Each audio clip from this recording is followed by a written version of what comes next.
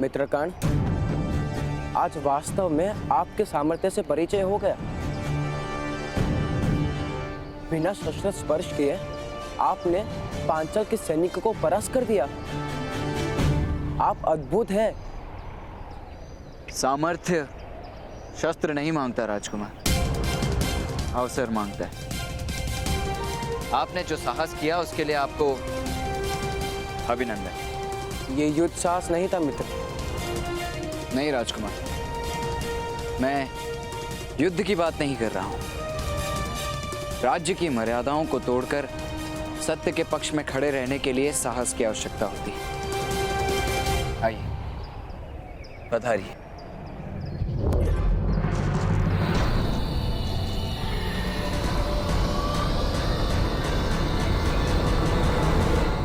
मेरा पुत्र अकेला है, किसकी प्रतीक्षा कर रहे हैं आप?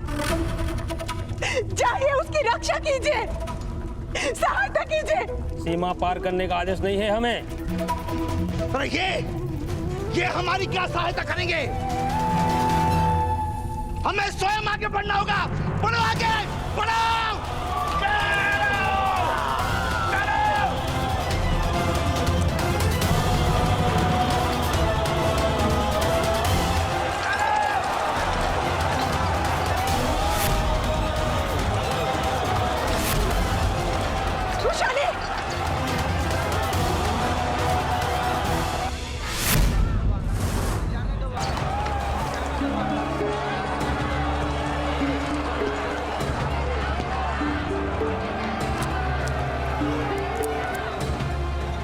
रक्षा कीजिए महामहिम, हमारे सूतों का कोई आधार नहीं, एकमात्र आपको छोड़कर। मेरे पुत्र की सहायता कीजिए, बंदी सूतों की सहायता कीजिए। शांत हो जाओ राधा। चेतावनी दिए बिना मैं सीमा का उल्लंघन नहीं कर सकता।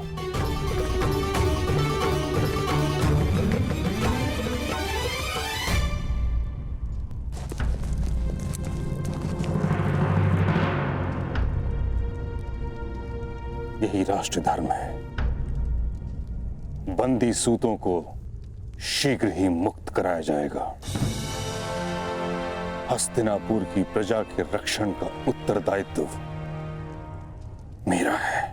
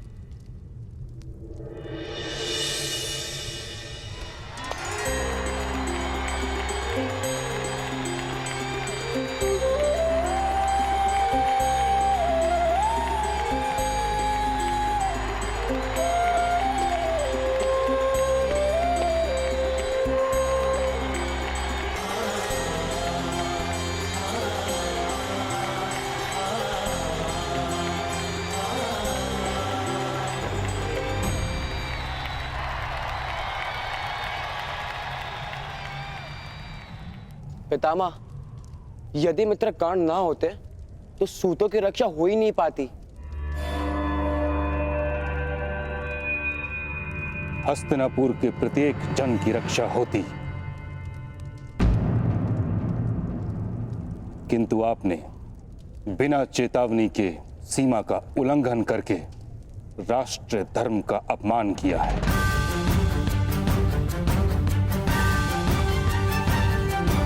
और इस अपराध का न्याय राज्यसभा में होगा।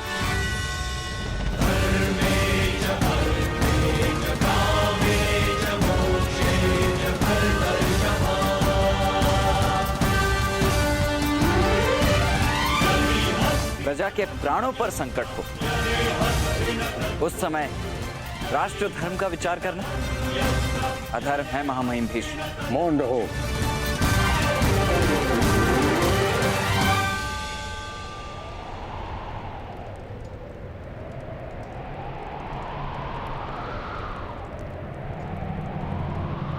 जो सत्ता के स्थान पर बैठता है उसे प्रति क्षण राष्ट्र धर्म का विचार करना पड़ता है। जिसमें धैर्य नहीं, उसे सत्ता का अधिकार नहीं।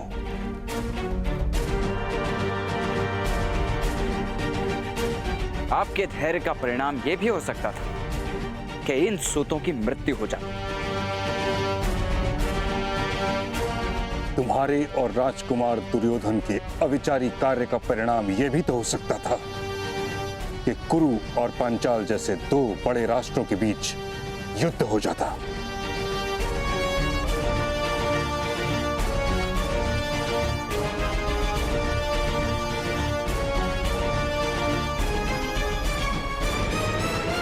कुछ लोगों की मृत्यु के भय से समस्त समाज के लोगों की रक्षा का विचार त्यागा नहीं जा सकता। यही राष्ट्रीय धर्म है।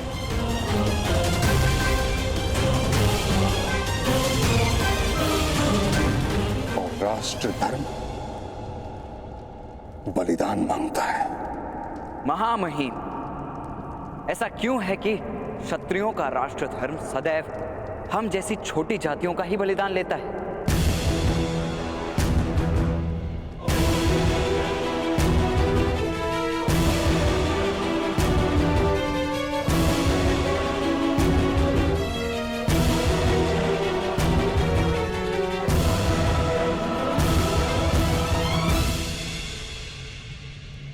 क्योंकि ये प्रश्न पूछने का साहस आज से पूर्व किसी में नहीं था कर।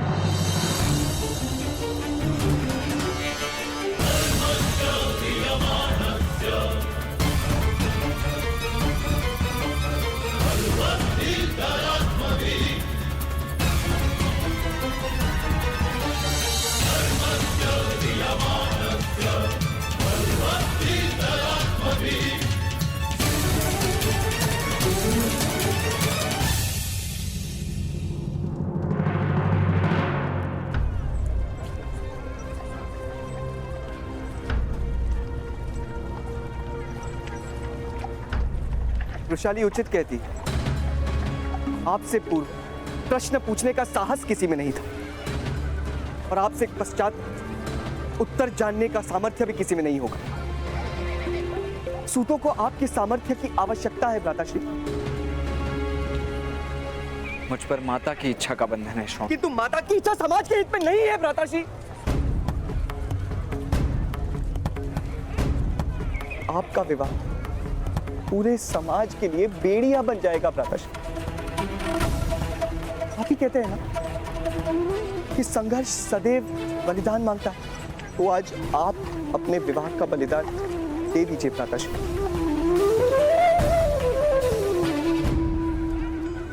मैं वृषाली का बलिदान नहीं दे सकता शौन। वाग्दान के पश्चात यदि किसी कन्या का विवाह टूट जाए तो ये समाज उसे सम्मान पूर्वक जीने नहीं देता शौन। कन्या का सम्मान मिट्टी के पात्र की भांति होता है। चूल्हे का ताप तो सहन कर लेता है, किंतु ठोकर सहन नहीं कर पाता।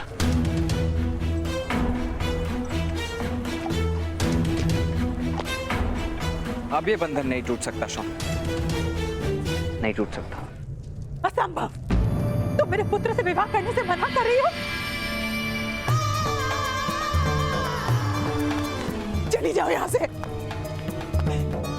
तुम्हारा साहस कैसे हो विवाह से मना करने का? कर्ण से श्रेष्ठ तुम्हें समग्र सूत समाज में और कौन मिलेगा? कर्ण अद्वितीय है, दिव्य है वो। मैं जानती हूँ माता,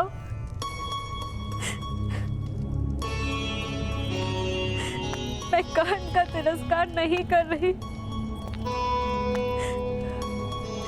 अपने सद्भाग्य के द्वार बंद कर रही हूँ, ये जानती हूँ मैं।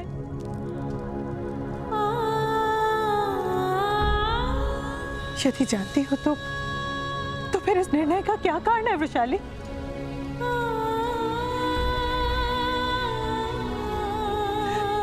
तुम जानती हो ना, तुम ही कर्ण का रक्षण हो। तुम नहीं जानती कि कर्ण क्या करने वाला था। यदि मैंने उस पर इस विवाह का बंधन ना डाला होता तो कर्ण पर क्या संकट आ जाता तुम्हें ज्ञान नहीं है। किंतु माता, मैं कर्ण के लिए बंधन नहीं बन सकती, ये अपराध है। उसके जीवन का सबसे बड़ा दुख नहीं बन सकती मैं, ये पाप होगा।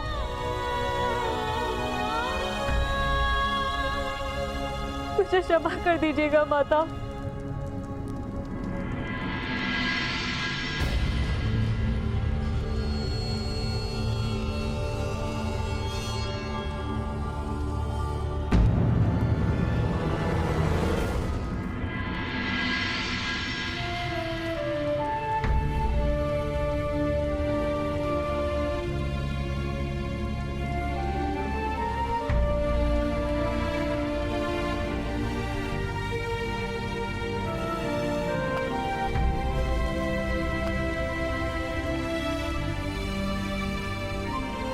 मैं तुम्हारी जीवन भर प्रतीक्षा करूंगी कर्ण।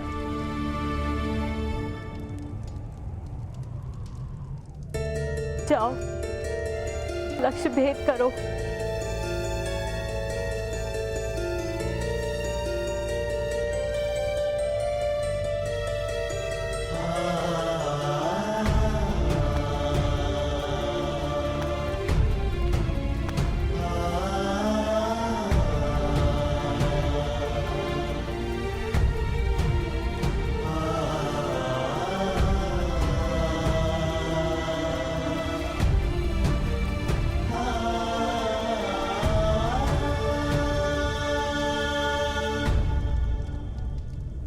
कर्ण ठहरो, कहाँ जा रहे हो? हस्तिनापुर की राजसभा में शब्दों से लक्ष्य भेद करने जा रहा हूं।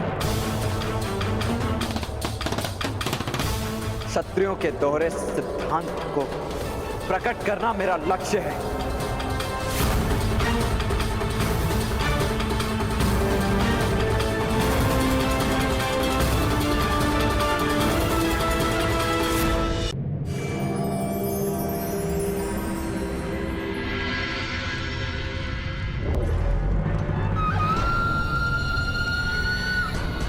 राजकुमार, राज्य को चलाने के लिए नीति और सिद्धांत का ज्ञान होना आवश्यक है और उनसे परिचित होना राजपुत्रों का कर्तव्य है। किंतु पितामह, सूतों का दुख देखकर मैं विचलित हो गया था।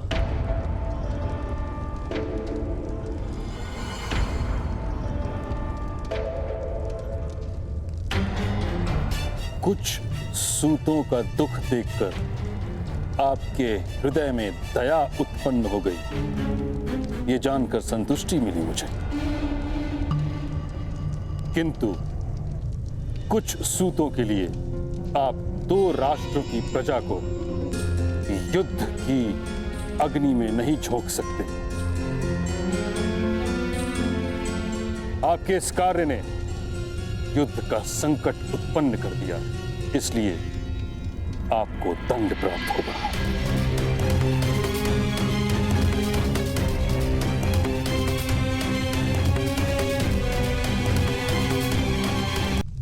महामहिम,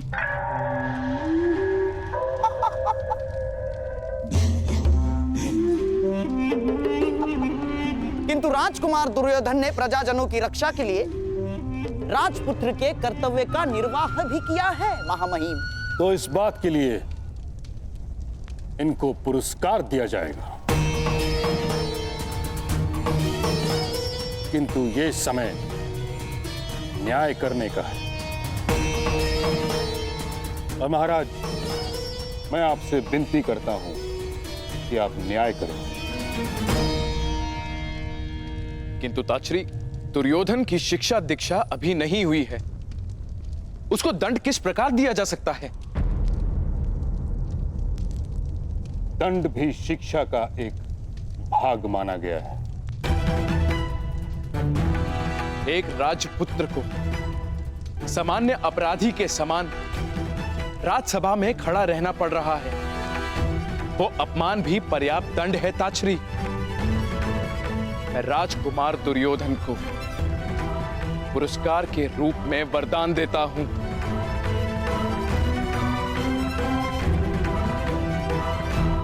कि वो अपने जीवन काल में मुझसे एक बार जो भी वरदान मांगेंगे मैं उन्हें अवश्य दूंगा।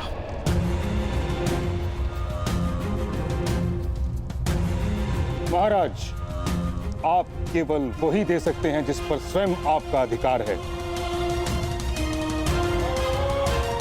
वह नहीं जिस पर गुरुकुल का अधिकार है। मुझे मेरी मर्यादा का ज्ञान है ताचरी। इस पुरस्कार का तुम उचित उपयोग करोगे दुर्योधन, ऐसी आशा करता हूं। महाराज की जय हो।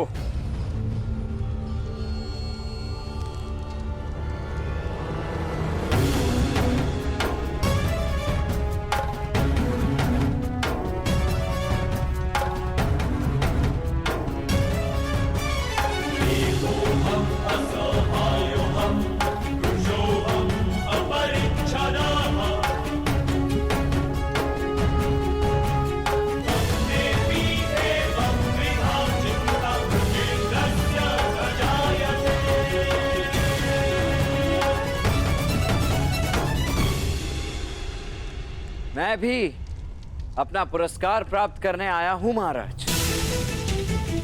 राजकुमार दुर्योधन और मैंने ये कार्य साथ में किया था। यदि वे पुरस्कार के अधिकारी हैं तो स्पष्ट मुझे भी पुरस्कार का अधिकार है। कौन हो तुम?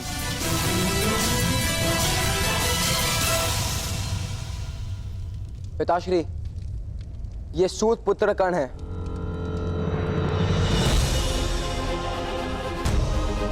इन्होंने भी सूतों के रक्षा हेतु अपनी शौर्य का प्रदर्शन किया था। इनमें अद्भुत सामर्थ्य है पिताश्री। यदि ऐसा है तो तुम भी पुरस्कार के अधिकारी होकर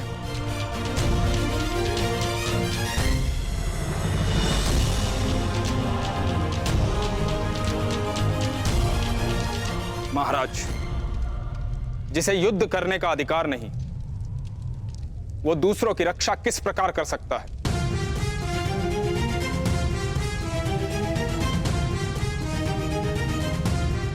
रक्षा करने का अधिकार केवल क्षत्रियों को है। सूतों को रक्षा प्राप्त करने का अधिकार है। इसलिए कर्ण को पुरस्कार देने का प्रश्न ही नहीं।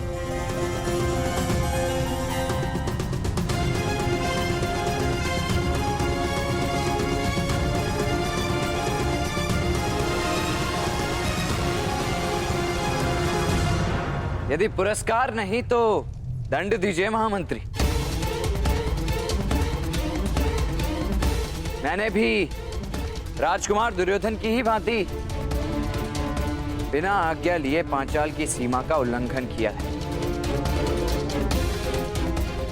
यदि उन्हें दंड मिल रहा है तो उसका भागी मैं भी हूं। क्या उस समय तुम्हारे हाथ में शस्त्र था? मेरे तो हाथ ही शस्त्र हैं। राज सेवक अथवा राजपुत्र को राजनीति की मर्यादाएं होती हैं। यदि कोई सामान्य प्रजाजन किसी दूसरी सीमा में प्रवेश करता है तो उसे घुसपैठ कहा जाता है, उल्लंघन नहीं। पांचाल अवश्य तुमको दंड देगा। हस्तिनापुर के लिए यह अपराध नहीं।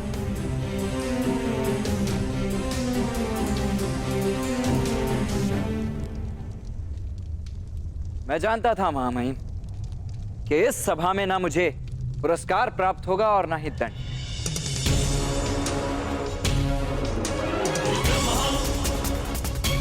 मेरे प्रत्येक कार्य को नियम, सिद्धांत और नीतियों के मायाजाल में लुप्त कर दिया जाएगा, क्योंकि यदि आप मुझे दंड या पुरस्कार देंगे तो इसका अर्थ यह होगा कि मुझ में सामर्थ्य भी है और युद्ध करने का अधिकार भी।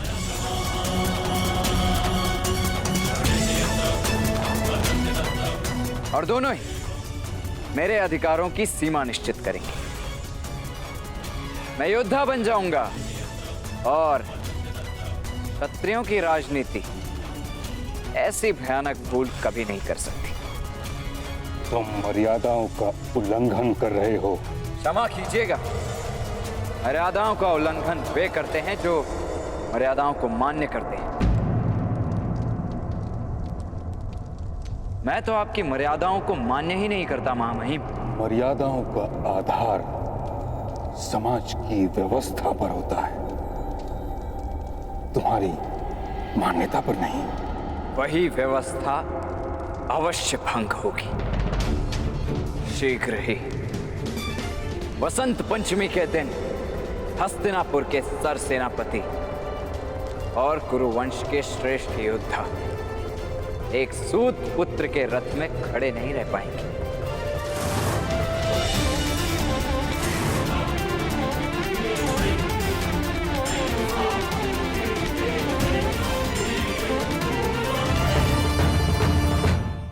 वसंत पंचमी के दिन हस्तिनापुर के सर सेनापति और कुरुवंश के श्रेष्ठ योद्धा एक सूत पुत्र के रथ में खड़े नहीं रह पाएंगे।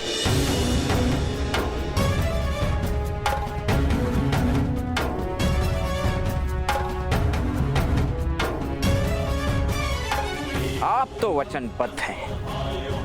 वसंत पंचमी के दिन मेरे रथ में आपको तो प्रवास करना ही होगा और उस दिन आपकी सत्ता, आपका सम्मान और आपका भय, सब कुछ मेरे रथ से गिरकर भूमि पर पड़ा होगा। ऐसी कोई मूर्खता मत करो कर्ण।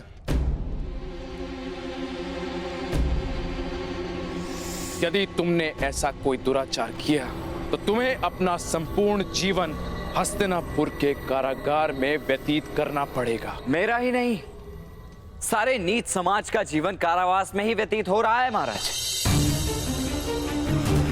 न शिक्षा का अधिकार है ना रक्षा का। ब्राह्मणों और क्षत्रियों के लाभ हेतु हमारा पसीना बहता है, तब तक हम जीते। हम पसीना बहाने से मना कर दें तो हमारा रक्त बहाया जाता है। इससे और अधिक क्या होगा आपके कारावास में? मुझे भय नहीं है, किंतु कभी ना गिरने वाले महामहिम भीष्म मेरे रथ से अवश्य गिरेंगे।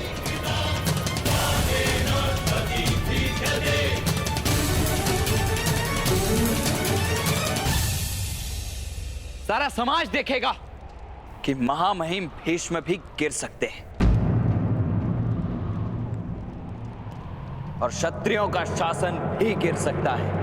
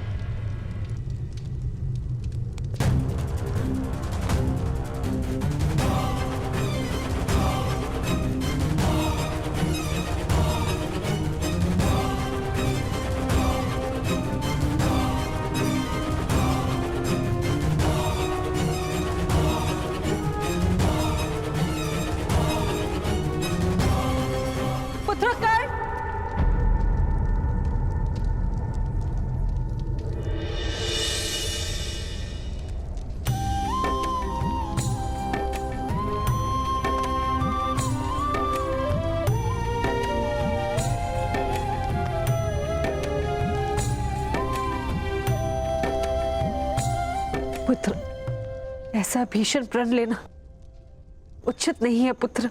भीषण प्रण लेने का अधिकार क्या केवल महामहिम भीष्म को ही है? पुत्र, तुम्हें बालपन में मैंने अपने हाथ से खिलाया है, लोरी गाकर सुलाया है। हम दोनों के बीच एक संबंध बन गया है।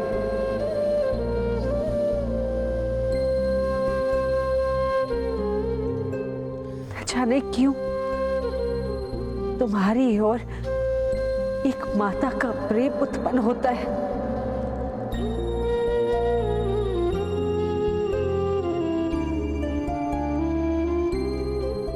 तुम्हारा जीवन कारागार में व्यतीत हो मैं नहीं देख पाऊंगी।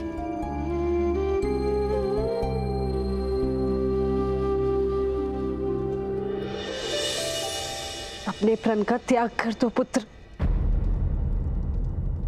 ऐसे छोटे अहंकार के लिए समग्र जीवन व्यर्थ नहीं किया जाता।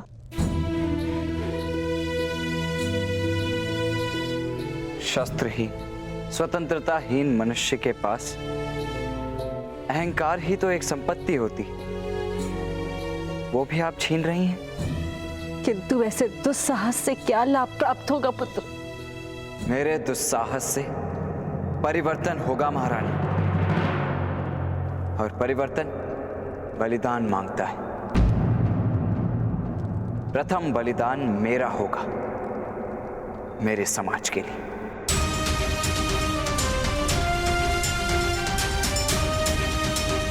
कर्ण, समय परिवर्तन करता है, मनुष्य नहीं। पुत्र, उचित समय की प्रतीक्षा करो। समय नहीं महारानी, साहस परिवर्तन लाता है। मैंने निर्णय कर लिया है बलिदान का। अब कोई शक्ति मुझे नहीं रोक पाएगी।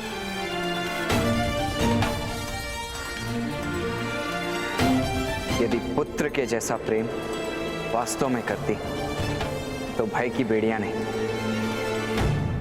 विजय का आशीर्वाद दीजिए।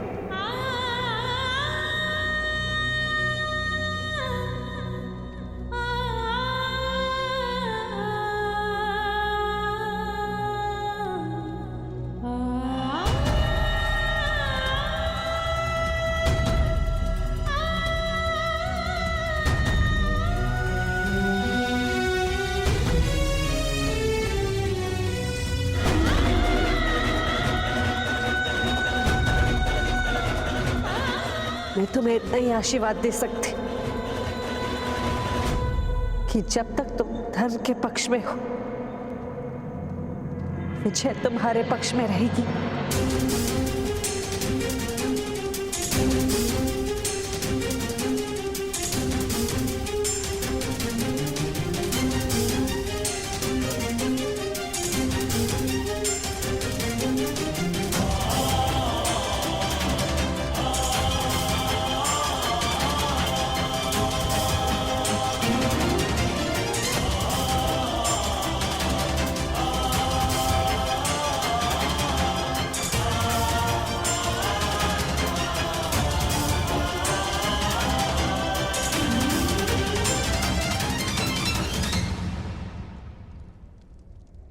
कहानी यदि पितामह की सत्ता गिरा दे तो क्या हानि है?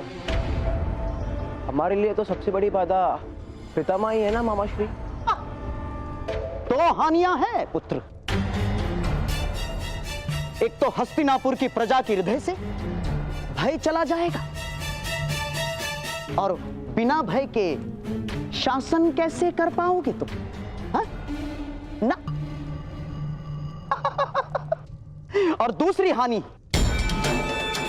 नीचा समाज कर्ण की पूजा करने लगेगा, और जिस व्यक्ति की पूजा आरंभ हो जाती है उस व्यक्ति को अंकुश में रखना असंभव हो जाता है पुत्र, असंभव। किसी भी स्थिति में कर्ण बसंत पंचमी के दिन सफल नहीं होगा पुत्र, ना। हमें यह देखना होगा कि कर्ण उस दिन अपने रथ पर भीष्म को बिठाए ही नहीं। किंतु वो किस प्रकार होगा मामाश्री? कर्ण उत्तम मनुष्य है और एक उत्तम मनुष्य अपना बलिदान दे सकता है। अपनों का बलिदान नहीं दे सकता ना। मेरे होने वाले सम्राट, हमें भी कुछ ऐसा ही मार्ग ढूंढना होगा। पुत्र हैं?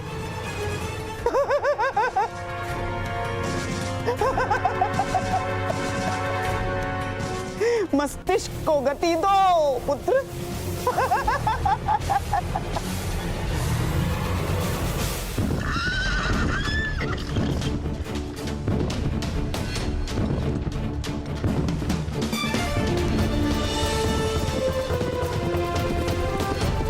रथाकर्ण और तेज रथाकर्ण और तेज।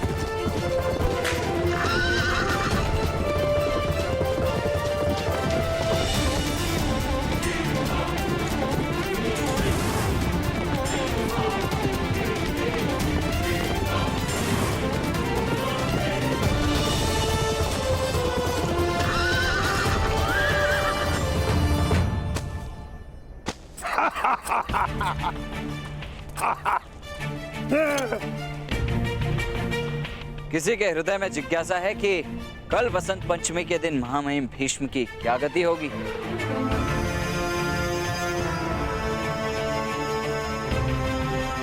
आ जाओ रथ में। जिज्ञासा तो है कर्ण, किंतु साहस नहीं है।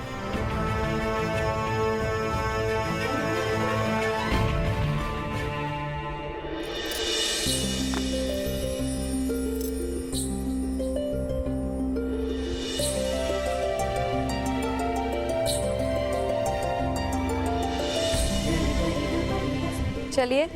वृषाली, तुम इस रथ में नहीं बैठ सकती। तुम्हें यदि कुछ हो गया तो? साहस करो सारथी, दया नहीं।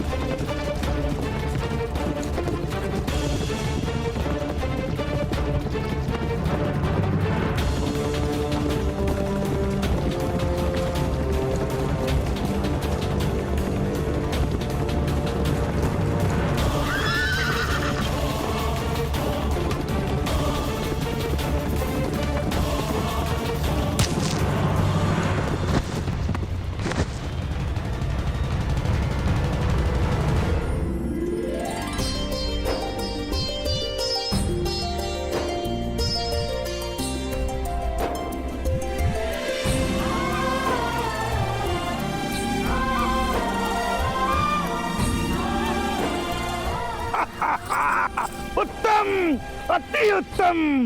बसंत पंचमी के उत्सव में तुम्हारा लक्ष्य अवश्य सिद्ध होगा। क्या लक्ष्य है आपका कर्ण महोदय?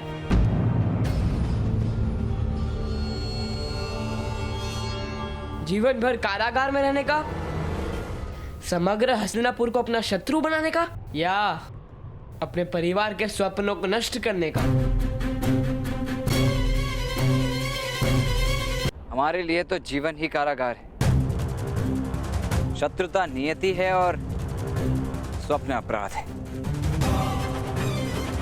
राजकुमार अर्जुन, सारी जातियों में जब तक समानता नहीं होगी, मेरा ये संघर्ष रुकेगा नहीं। और वसंत पंचमी तो केवल आरंभ है।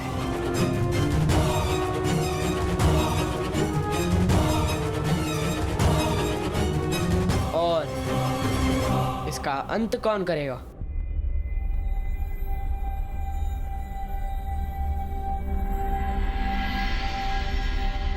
अंत भी भ्राताश्री ही करेंगे। राजकुमार अर्जुन, शायद आप मेरे भ्राताश्री के सामर्थ्य से परिचित नहीं, और आपको शायद कारागार के मर्यादा का परिचय नहीं है। भेड़ियों में बंधा सामर्थ्य किस काम का? बलिदान सदा ही लाभ देता है राजकुमार अर्जुन।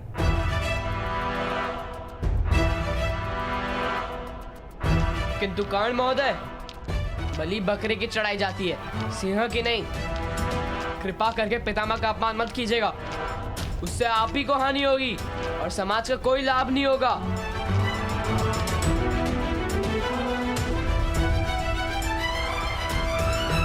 आपकी सद्भावना मेरे प्रति है या आपके पितामह का अपमान न हो वो आशय, ये मैं नहीं जानता, किंतु आभार।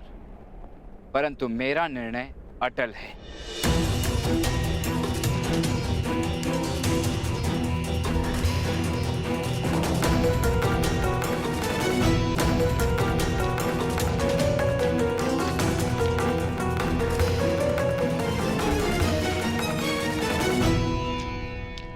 मित्र शोण, आप कर्ण महोदय को यह दुस्साहस मत करने दीजिए। उनके हृदय की आग से परिचित हूं मैं, किंतु वो समाज में रहेंगे तभी वो आग समग्र समाज के हृदय में उत्पन्न होगी। बसंत पंचमी के उत्सव को कर्ण महोदय के संघर्ष का अंत मत बनने दीजिए।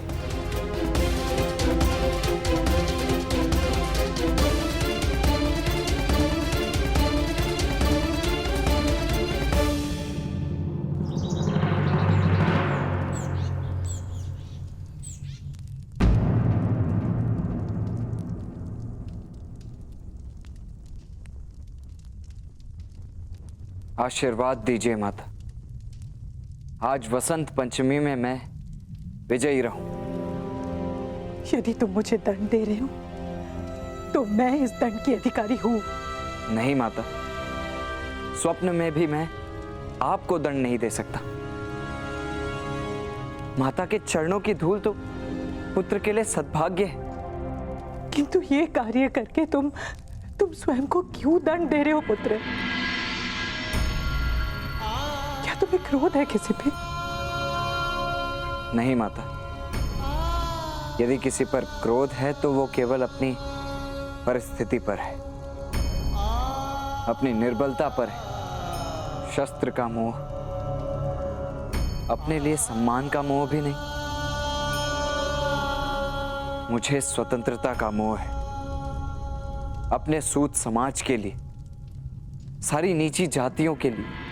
मैं वो सब नहीं जानती।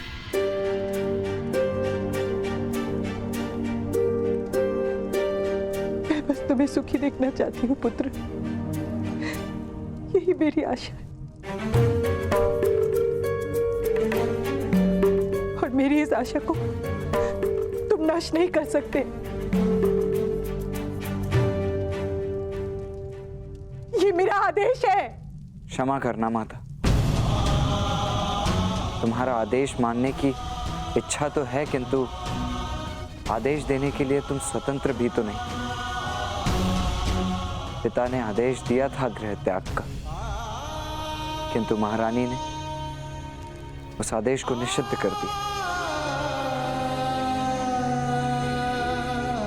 हम यदि अपनी संतानों को आदेश देने के लिए भी स्वतंत्र नहीं तो उसे जीवन किस प्रकार कहा जा सकता है? इसलिए आपसे विनती कि अब मुझे मत रोकिए माता। आपके पास शोण है, वो जीवन के अंतिम श्वास तक आपकी सेवा करता रहेगा। 2 पुत्रों में से एक का दान कर दीजिए अपने समाज के लिए।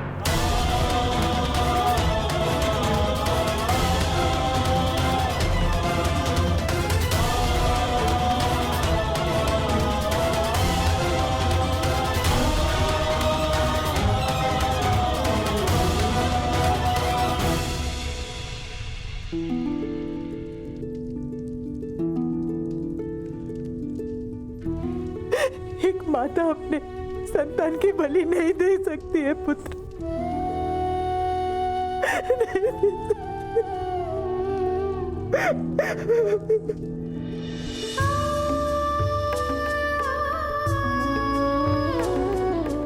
किंतु संतान पर प्रथम और अंतिम अधिकार केवल माता का ही होता है। माता बलिदान नहीं किंतु पुत्र का दान तो कर ही सकती है ना। दे दो माता, समाज को मेरा दान दे दो।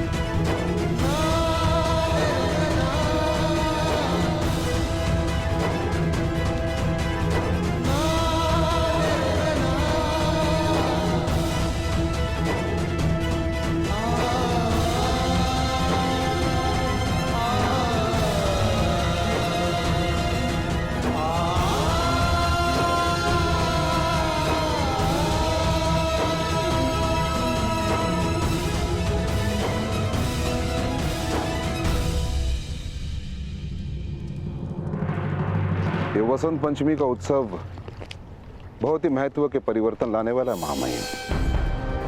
क्या आपको भय है महामहिम कि कर्ण आपको अपने रथ से गिरा देगा?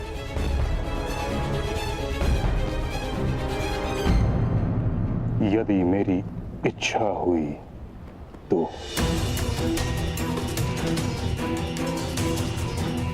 विकट प्रश्न ये है कि मैं उसके रथ से गिरकर उसे आजीवन कारावास का दंड दिलवाऊं या उसके रथ पे स्थिर रहकर उसकी आत्मा को कुचलना उचित होगा।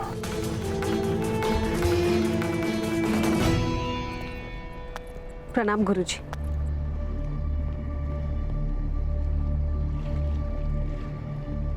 ताजश्री, कर्ण की रक्षा का कोई मार्ग नहीं। कर्ण जैसा सामर्थ्य और मोहक बालक अगर जीवन भर कारागार में रह जाएगा, ये विचार से ही मैं कांप उठती हूँ।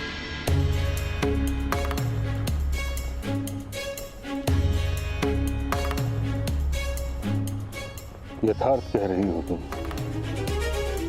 किंतु कुंती, नदी में जल का प्रवाह केवल नीचे की ओर होता है।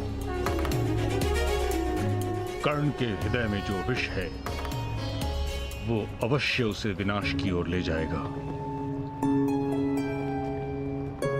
ताजश्री, यदि आज वसंत पंचमी के दिन उसकी रक्षा होगी तो मुझे विश्वास है कर्ण उचित मार्ग पर चलना आरंभ कर देगा। उसे एक अवसर दे दीजिए ताजश्री। उसने मेरे पुत्रों का रक्षण किया था, अब मुझे उसका रक्षण करना है।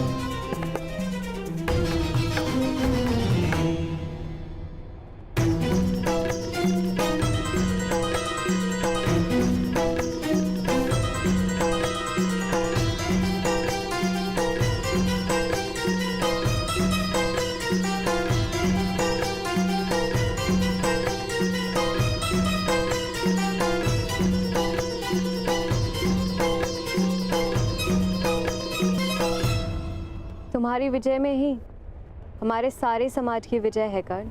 नहीं वृषाली, महामहिम की पराजय में हमारे समाज की विजय है। महामहिम भीष्म की पराजय में हमारे सारे समाज की पराजय है। राजकुमार अर्जुन उचित कह रहे थे, यदि भ्राताश्री आजीवन कारावास में चले गए तो उनके साथ उनका संघर्ष भी कारागार में बंद हो जाएगा और साथ में हमारी सारी आशाएं भी। राजकुमार अर्जुन उचित कह रहे थे, बलिदान बकरे का होता है, सिंह का नहीं। किंतु उपाय क्या है शोण? कर्ण प्रण ले चुका है। हाँ, उपाय है मेरे पुत्रों, उपाय है।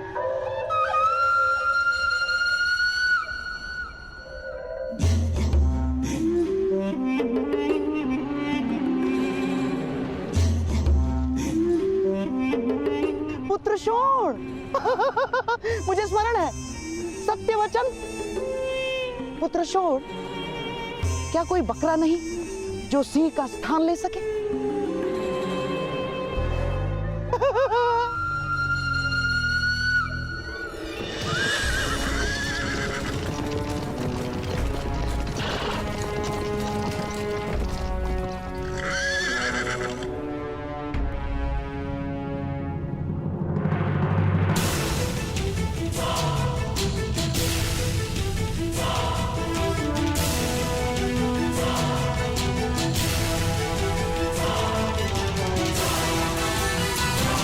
प्रणिपात महामहिम।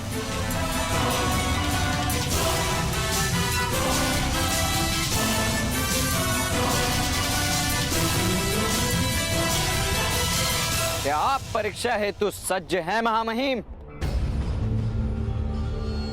परीक्षा देने के लिए या परीक्षा लेने के लिए?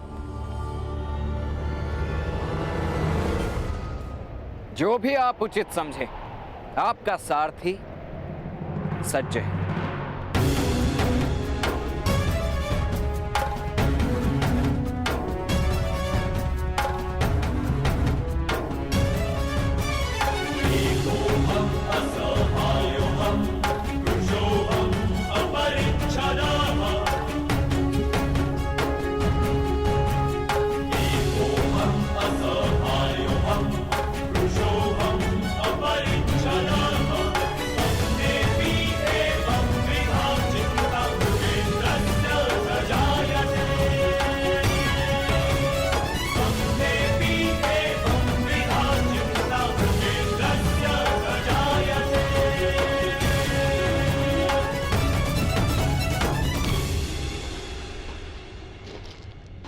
महामहिम,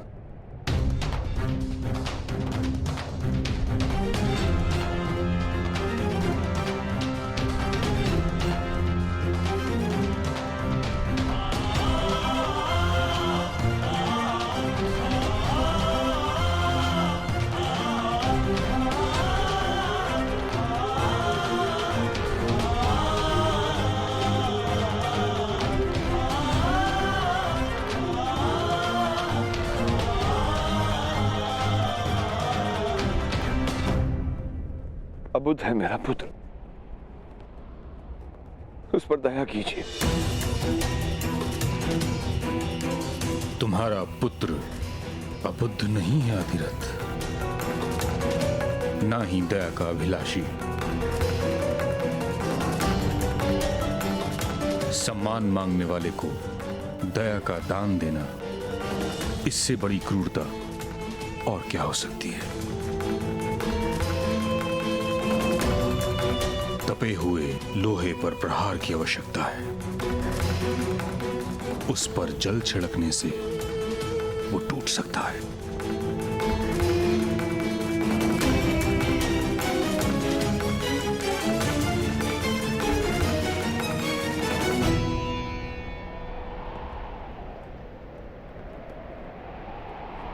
मैं तुम्हारी परीक्षा शीघ्र ही लूंगा।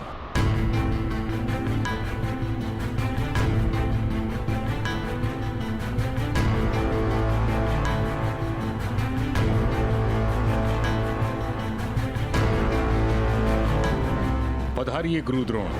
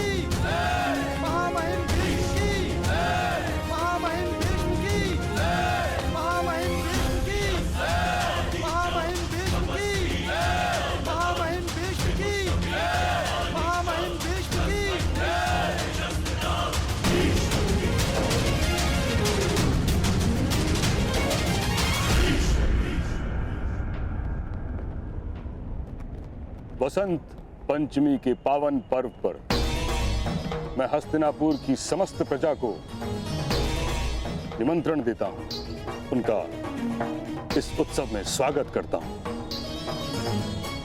वीणा वादनी, धवल धारिणी, विद्या की देवी मां सरस्वती की स्तुति कर। हस्तिनापुर नरेश धृतराष्ट्र के आदेश पर मैं ये घोषणा करता हूं, कुरुवंश के 105 राजकुमारों की शिक्षा और दीक्षा का दायित्व स्वयं गुरु द्रोण ने स्वीकार किया है।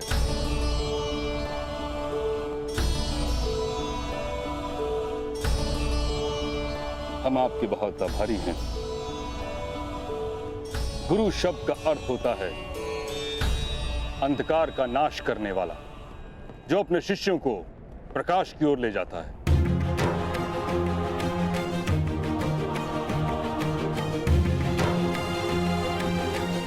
जो शिक्षा की ज्योत जगाने, हस्तिनापुर के भविष्य को उज्जवल बनाने और कुरुवंश के राजकुमारों को राजतंत्र से परिचित कराने, उसके अंग अंग का ज्ञान देने वसंत पंचमी के पश्चात गुरुकुल की ओर उनके साथ प्रस्थान करेंगे।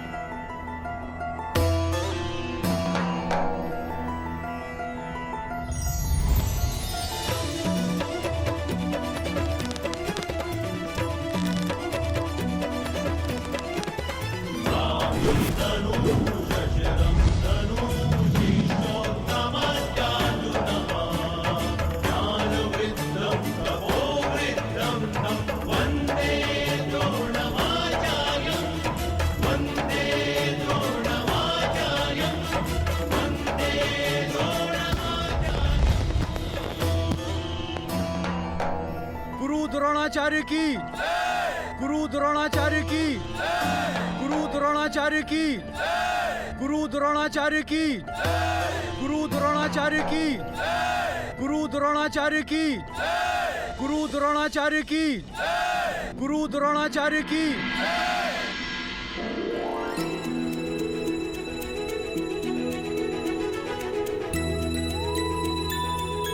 नगर जनों, बसंत पंचमी के इस उत्सव पर कुरुवंश के कोने कोने से आए हुए वेद पाठी ब्राह्मण यज्ञ वेदी के निकट मंत्रगान से देवताओं की स्तुति करेंगे।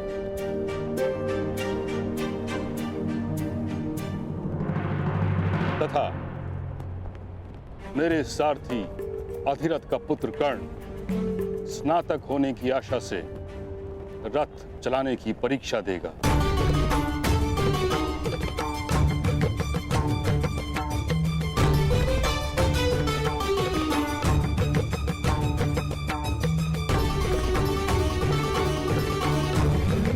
उसका परीक्षक बन के स्वयं मैं उसके रथ पर प्रवास करूंगा।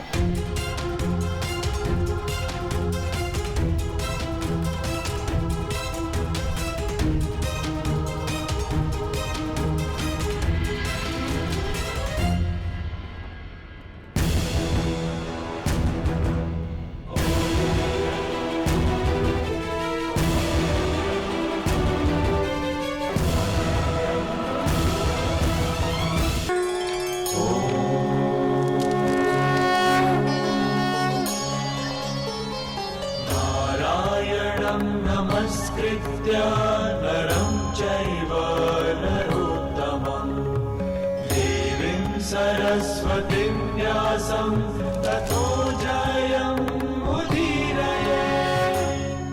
शॉन, तुम अपने निर्णय पर दृढ़ हो? एक बार फिर विचार कर लो। विचारों का निर्णय से कोई संबंध नहीं होता मित्रोत्तम। विचार मन करता है और निर्णय हृदय लेता है। किंतु शोन, तुम्हारा यह निर्णय तुम्हारे जीवन को कठिन बना देगा मित्र।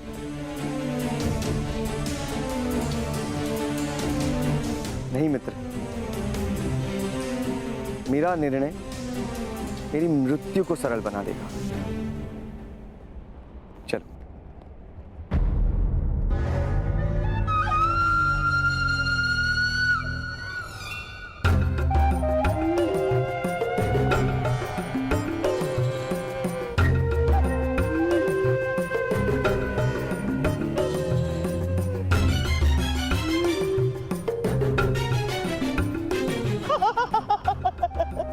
पुत्र, समय से पूर्व मृत्यु का भी कोई लाभ नहीं होता। अब इतना बड़ा निर्णय ले ही चुके हो तो सही समय की प्रतीक्षा करो। जब मैं इंगित करूं तभी तुम अपना कार्य करोगे। यदि उससे पूर्व तुम्हारा कार्य संपन्न हुआ तो तुम्हारे भ्राताश्री का क्रोध तुम्हारी योजना को विफल कर सकता है। हाँ,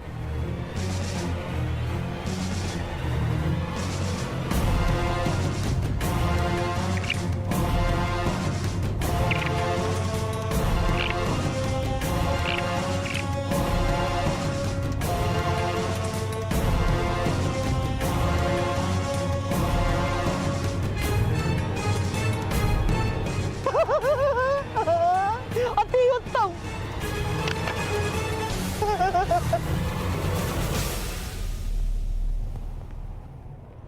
किंतु तुम्हारी योजना क्या है? हमें भी तो बताओ। शीघ्र ही जान जाओगे।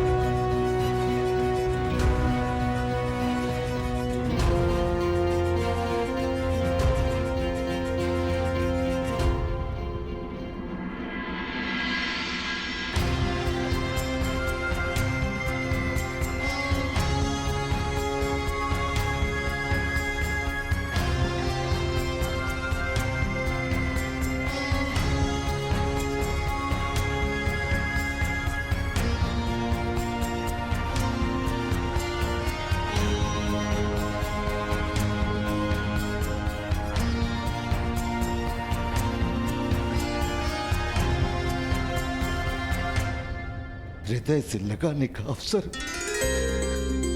कदाचित नहीं मिले पुत्र कर्ण।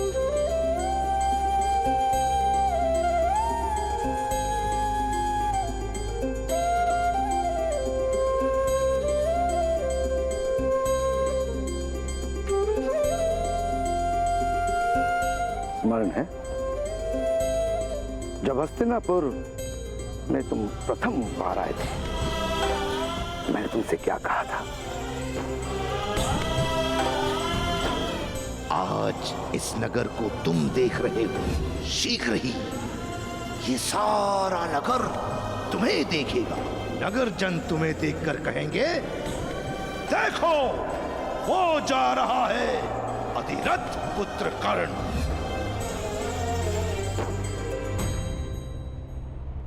अधिरथ पुत्र कर्ण परीक्षा देने उपस्थित हो।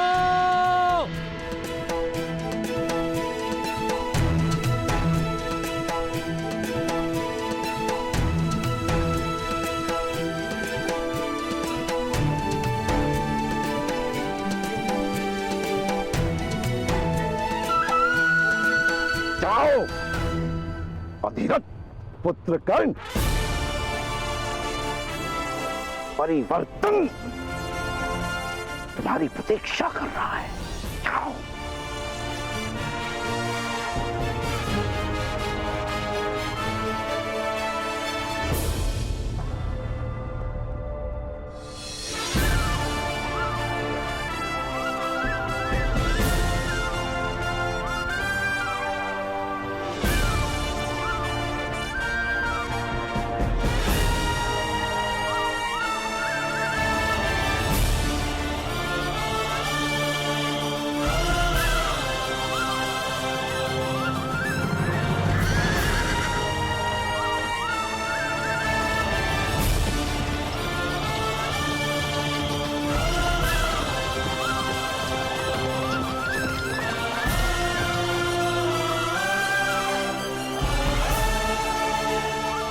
महामहिम भीष्म,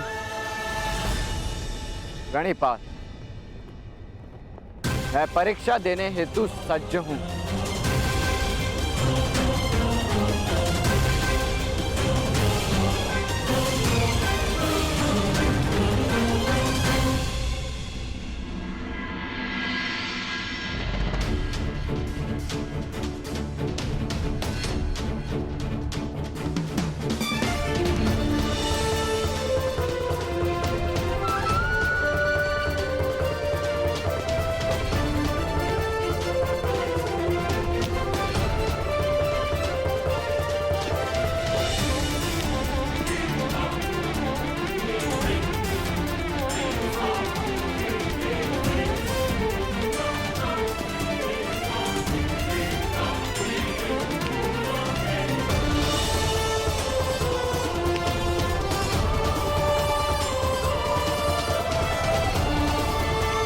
महामहिम,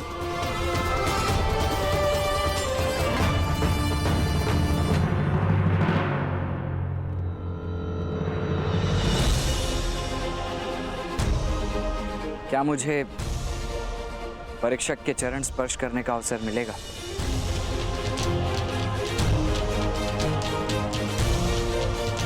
अवश्य।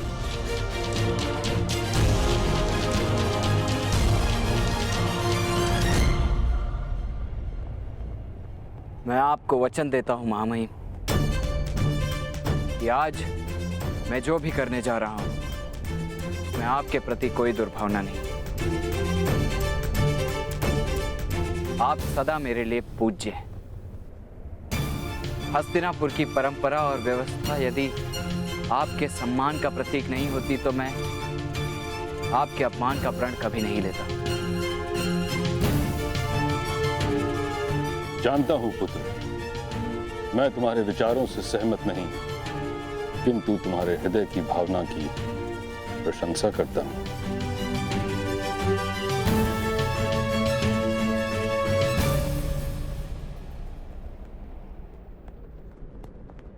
प्रशंसनीय तो कर्म होने चाहिए ना महामहिम, पर यह जगत जन्म को ही प्रधान क्यों मानता है?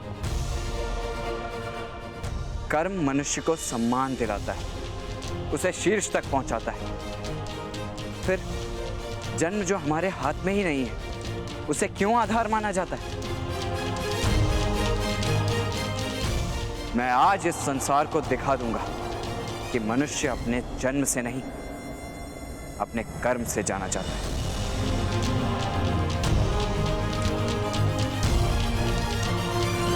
मैं आज सबको यह बता दूंगा कि जन्म नहीं, कर्म योग्यता की पहचान है।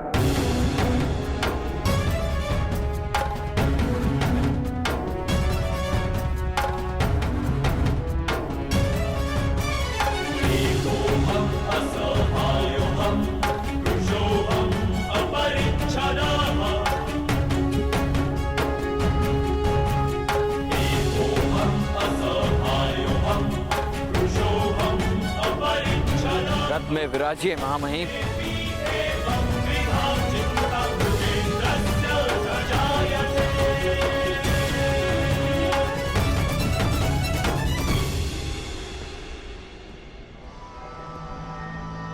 पुत्र शोण, तुम्हारे भ्राताश्री का संकल्प दृढ़ है। यही समय है, अपना कार्य सिद्ध करो, अन्यथा तुम्हारे भ्राताश्री की रक्षा असंभव हो जाएगी। शोण।